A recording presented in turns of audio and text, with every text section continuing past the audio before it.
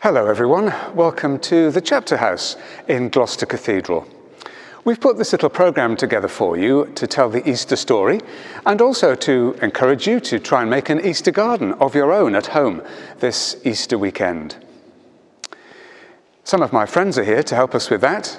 Sarah from our Education Office will be showing you how to make the Easter garden. Celia is going to read the Easter story, and Mary, one of our musicians, will play a little bit of music for us on the piano.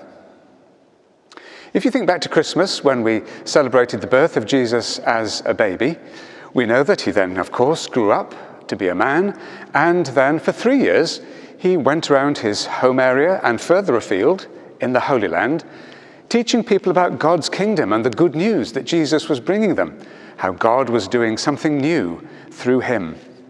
He taught them his famous stories, he healed people, he performed miracles, and crowds followed him.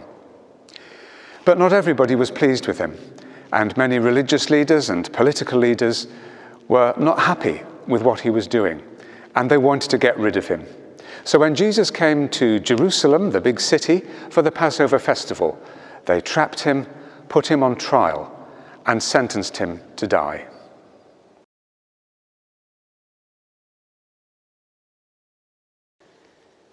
At Golgotha, outside the city walls, they nailed Jesus' hands and feet to the cross. There was a notice above Jesus' head, "This is Jesus, the King of the Jews." The hot sun beat down, and Jesus hung there in great pain. Yet he did not hate his executioners. "Forgive them, Father," he prayed. "They don't know what they're doing." "If you really are the Son of God," jeered the people standing by, "save yourself." 2 thieves were crucified with Jesus, one on either side. The first thief sneered at him, but the second thief said, "We deserve to die, but this man has done nothing wrong. Remember me, Jesus, when you are king." Jesus answered, "Today you will be with me in paradise, I promise." Jesus' mother and some of his friends stood near. Jesus spoke to John. "Take my mother home," he said, "and look after her for me." At midday, a shadow passed across the sun, and for 3 hours it was strangely dark. "Oh God, why have you left me?" Jesus whispered. Then he gave a great cry, "It is finished," and died. At that moment, the curtain in the temple split from top to bottom, and the earth shook beneath the soldiers' feet. They'd been tossing up for Jesus' clothes. Now they were terrified. This man really was the Son of God, they said. To make sure that Jesus was dead, one of the soldiers thrust his sword into Jesus' side. Then they took his body down from the cross.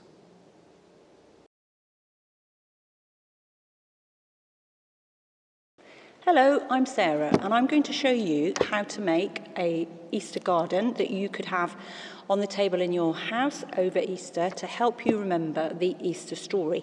You only need a few simple things that you should be able to gather in a garden or in a hedgerow, or things that you can find around the house. I'm going to start off with the first part of our Easter garden, which is a tray. It doesn't matter what size, it could be smaller than this, or a square or rectangle tray. I've got a circular one. And we're going to start with making some crosses out of sticks, because we're thinking about Good Friday when Jesus was crucified. And to make the crosses, you just need some simple sticks. I collected these from my garden, so you just need to cut off any leaves, any extra bits that you don't need, get some string, and make a simple cross shape. Now you'll need 3 crosses, because as you may know, you've heard in the Easter story that Jesus was killed alongside 2 thieves. So you'll need 3 crosses. You could use lolly sticks, I guess, or something like that if you can't find anything in a hedgerow. Just cut off the extra bits of string. And they're going to be the first thing that go in our Easter garden. Now, to make them stand up, I've just got some sticky tack and they're going to form the background of our garden. So hopefully they'll stand up like that. So once you've got those in place, you need to create some sort of context for them. So what I'm going to put at the front is a small flower pot. Now you could use a yogurt pot or any sort of tub. We're just going to put it there. And then I've got lots and lots of compost. Now you could use soil that you could get from the garden. It doesn't matter. I've started planting my seeds for the spring, so I've got lots of compost. And if you make this way in advance, you could plant some grass seed on the compost, which will grow in time, but we haven't really got time at the moment to do that. So I'm just going to put that there, like that.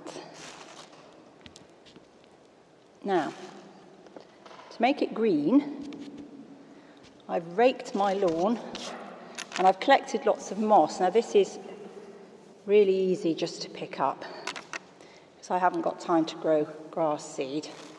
This makes it look nice and green. So we put lots of that over the top of the soil. This part here, we're going to put some stones. Now I've just been out and picked up little bits of gravel, stones from the garden that I had. And I'm just going to pick them like that. Over there. You could make this deeper if you wanted to. My tray is quite a deep one, so it's got quite a big lip, but if you've got a shallower tray, you might want to try and cover that up. So this is the first part of our Easter garden.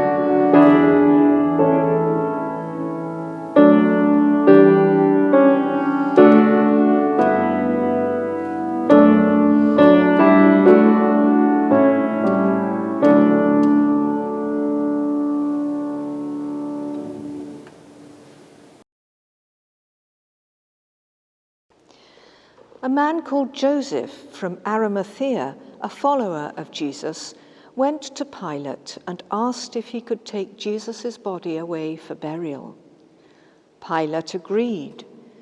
Joseph and Nicodemus, Jesus' secret visitor, wrapped the body in long strips of cloth with myrrh and other spices. Mary Magdalene and the other women who had followed Jesus from Galilee went with Joseph and saw him put the body in a new grave, a large cave dug out of rock. A heavy stone was rolled across the entrance. It was Friday, and the Sabbath began at sunset. So the women went away to prepare ointments and spices to put on the body when the Sabbath was over. The Jewish authorities asked Pilate for a guard. They put a seal on the stone, and the guards settled down to keep watch.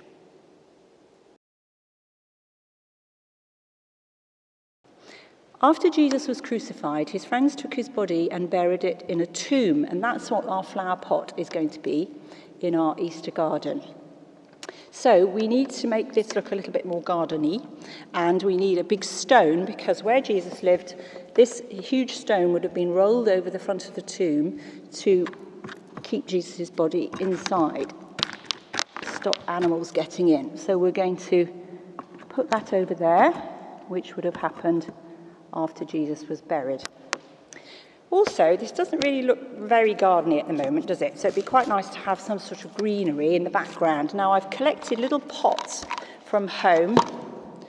Anything would do, little pots from, I don't know, yogurt. These are little vitamin things, so you can use those. They're quite small. And I've just picked greenery, so there aren't any flowers at this stage.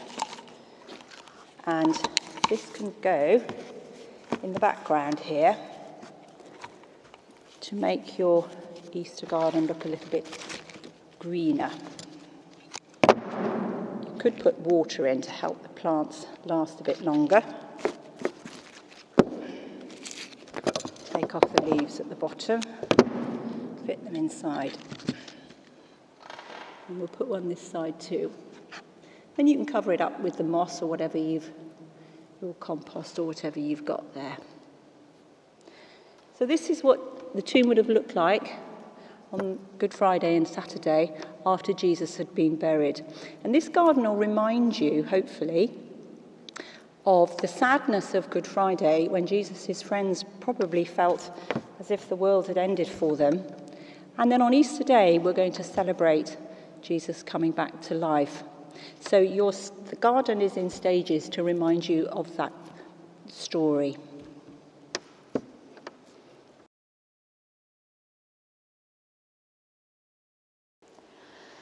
It was Sunday morning, just before dawn. Everything was still. Then, as the first light touched the sky, the ground trembled and shook. An angel came and rolled away the stone that sealed the tomb. The guards were so frightened they ran off. When the women came, bringing their spices, the grave was open and the body had gone. The angel spoke to them. "Don't be afraid," he said. "I know you're looking for Jesus, but he's not here. He's alive from the dead. Look, this is where his body was. Hurry and tell his friends. You'll see him again soon." Jesus' friends refused to believe the women's story. They thought they were imagining things. But Peter and John went to the grave to see for themselves. John ran faster than Peter and got there first. He looked inside the grave but didn't go in. Then Peter arrived and they both went in. They saw the cloths which had bound the body lying untouched, with the cloth that had wrapped Jesus' head just a neck space away. John knew at once that no one could have stolen the body. What the women had said was true. Jesus was alive from the dead. The two men went home, but Mary Magdalene, who had followed them, stayed. She stood there, crying. She could not understand what had happened. Then she caught sight of a man she thought was the gardener. "If you have taken him away," she said, "please tell me where to find him." She did not know she was talking to Jesus. Then Jesus said, "Mary." She knew at once who it was. Joy flooded through her. "Tell my friends you have seen me," Jesus said.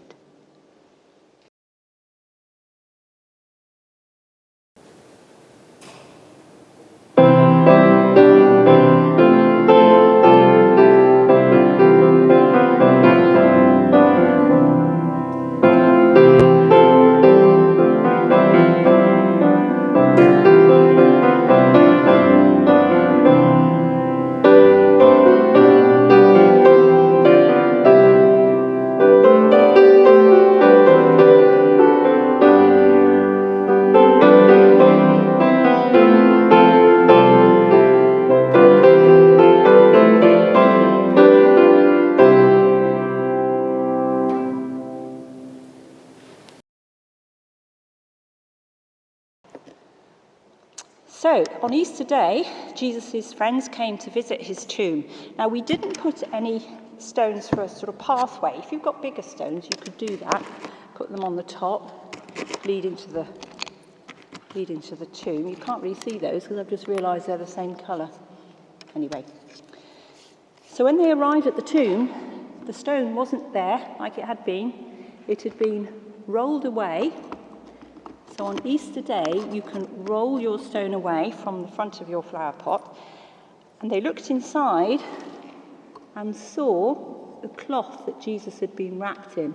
So you could put a little piece of cloth inside your flower pot tomb to remind you that Jesus wasn't there anymore.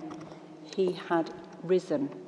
Now, to make our garden look really Eastery and cheerful, to remind us of that glorious Easter day when Jesus came back from the dead, we're going to decorate it with some flowers. Now, some of these are real, some of them aren't, so it doesn't matter what you choose. You could even pick daisies from the lawn and put them in little pots.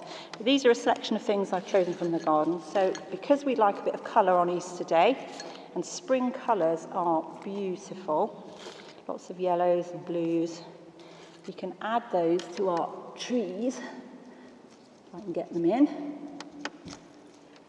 and then put little pots of coloured flowers dotted in our garden. And if you've got loads of moss, like I have, you can cover up the pot with the moss.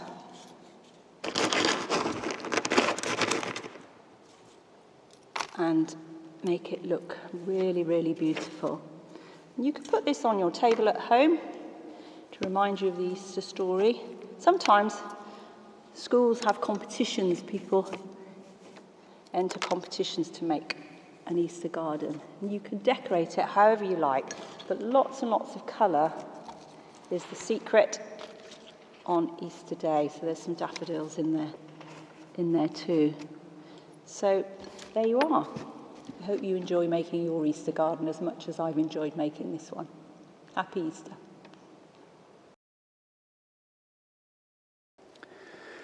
As we finish our Easter programme, a prayer. Lord Jesus, we thank you that on that first Easter day, you conquered death and the grave and rose to life again. We thank you that you are not only a memory, but a living and loving presence. You promise to be with us through all the experiences of our lives, as you are our faithful God. Amen.